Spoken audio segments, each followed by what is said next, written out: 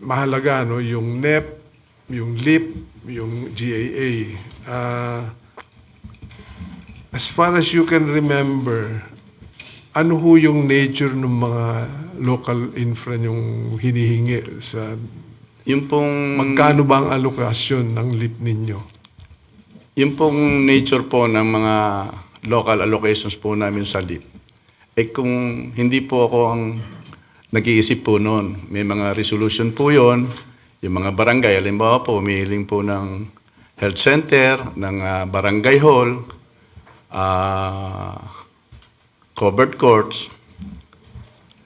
Ang sinasabi ko lang po sa kanila na titingnan natin kung ito po ay mababudgetan natin, basta po sundin natin ang proseso, may donasyon ng lupa, makipag-ugnayan po kayo sa DPWH, para ho ito magkatulong-tulong na maisama po doon sa NEP.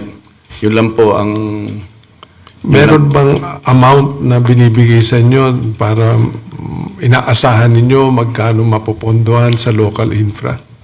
Ang DPWH po, sir, ang nagbabalidate po kasi noon eh. Tsaka po sila... So hindi nyo alam kung magkano Hindi ang po, inaasahan hindi po. nyo? Hindi. Kasi ang pagkaalam namin, may mga sinasabing sa ibang congressman, o hanggang 150, hanggang 120, hanggang 80, hanggang 100, ganun.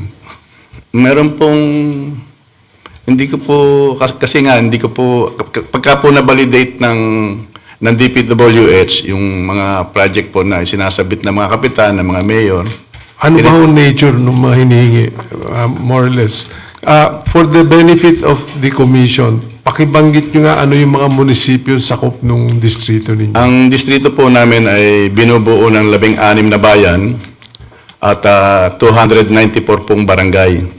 Isa po kami sa pinakamalaking distrito sa buong lalawigan ng Laguna. At mga may hirap pong bayan dahil naiwanan na po kami ng San Pedro hanggang Calamba. Kaya nasa amin po, kami po yung likod ng lalawigan ng Laguna. Like, anong mga munisipyo? Bay City ho ba kayong sakop? May syudad? Wala po. Puros munisipyo? Opo, maliliit pong bayan, katulad po ng, doon po sa likod ng Rizal at Quezon na Mabitak, Santa Maria, Pami, Siniluan, hanggang sa bayan po ng Pila. Nasa amin din po yung mga kilalang bayan, katulad po ng Pagsangan, Santa Cruz, Pete at Lumban. Tapos may mga bundok din po kami, na katulad po ng Mayhay, Luisiana, Cabinti at Magdalena. Yung pong paanan ng bundok Banahaw. So talagang nasa kalooban ng... Katunayan nga po, sir, meron po kaming bayan, katulad ng Mayhay, 4 na pong barangay po ang laman niya. Kaya talaga pong may hirap kaming Munisipyo. munisipyo, bibihira po sa amin ang first class. Meron pa kami mga third class at fourth class. Kaya talaga pong ang takbuhan po nila ay yung Kapitolyo at saka po yung congressman dahil hindi po kaya ng kanilang budget na may tayo ang mga infrastruktura na kailangan.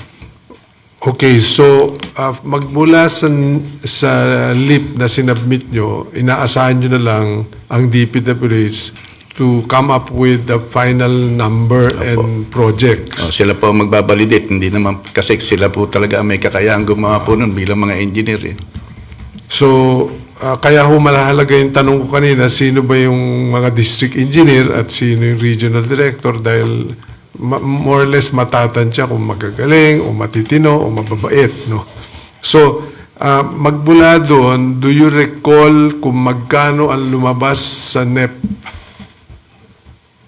Sa taong 2020, 2022? Palagay na natin. sa taong 2022 to Opo. 2025, hindi ko po No, hindi yun dahil hindi na hindi kayo po ako sitting. nakaupo nun. O can you tell us in sa 2025 na lang, magkano yung NEP na lumabas? Hindi ko rin po matandaan, Your Honor, kasi hindi nga po ako, Any of your staff can provide that information? wala po akong... We can provide the requested Okay. information So, and submit to the commission. Kung yun po ay makakatulong po sa commission, magsasubmit po ako ng mga dokumento po. Kasi po, ang mahalaga sa akin at saka sa commission, yung sinubmit nyo, magkano yung lumabas sa NEP, magkano lalo ng importante yung GAA. No? Do you recall kung magkano yung lumabas sa GAA? Noong 2022 hanggang 2025 na, 2025. Hindi, para wala po akong 1 billion, 2 billion, 10 billion, 15 billion. kami naman po kasi simula po nung ako maging congressman, regular po ang aming budget. Pagka po lumaki, di masaya po kami pero hindi po kami katulad nung mga ibang pinag-uusapan na nakaka 5 billion o nakaka 10 billion. Hindi po kami malakas eh. Hindi po kami target. Yung pong aming distrito, kung tutuusin nga po, kung talagang matinulang po ang pagbibigay ng pera, marami po kaming magagawa. Ay hindi po sa amin dinadala. So, wala nating extraordinary na biglang lumobo yung JA nyo. As you said, no, pag nakita nyo yun, di syempre papasalamat kayo. Apo. Ang problema nyo doon, kung tama ba yung pagkalagay noon at kung gagawin talaga. No? Kasi pag hindi ginawa yung kayo naman ang mananagot sa tao. No? Tsaka po yung DPWS po kasi hindi naman po kami ang implementing agency. Ako naman po bilang congressman ay hanggang budget lang po. Pagdating po sa implementation ay DPWS na po talaga yon. Ito na po yung susunod, no? Do you deal, that's why I was asking, kailala niyo ba yung district engineer? Nakakausap niyo ba? Tinatanong niyo ba kung nabid ba ng tama yan? O sino yung contractor? Nakakausap ko po sila pero ang laki po kasi ng tiwala ko doon sa district namin na meron po kaming mga mababait at matitinong mga engineering district po ng DPWH. Saan ho nakabase yung district? Sa Santa Cruz, Laguna po, sa capital. Sa capital ng... Nakakatiyak po ako na hindi po maiskandalo yung district namin doon. So it's either si Nes Mahigpit po. Villanueva o si Gabia. At ngayon, ang inabot niyo doon si Kabatbat. Opo. Kaya ko pong ipagmalaki yun na mahigpit po ang engineering district po sa amin na sinusunod po ang proseso.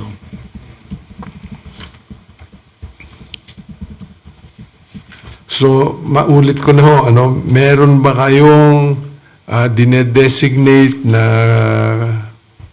to deal with DPWH or to deal with the contractors? Wala po, Your Honor. Wala ho kayong kanang kamay o sabihin na natin directly, wala kayong bagman na tinatawag Wala po, Your Honor.